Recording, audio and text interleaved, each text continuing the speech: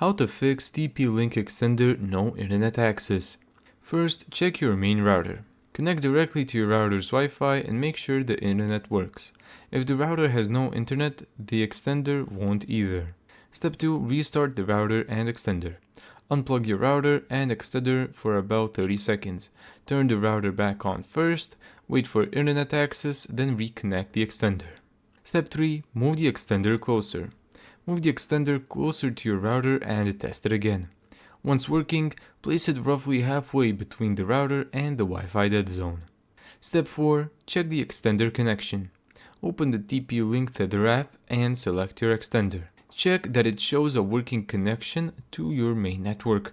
You can also check the extender's signal LED. Step 5. Update the firmware. In Tether, check for a firmware update. You can also use the extender's web interface and open settings, system tools, firmware upgrade on supported models. Thank you so much for watching this video. If you found this tutorial helpful, make sure to give it a thumbs up and subscribe.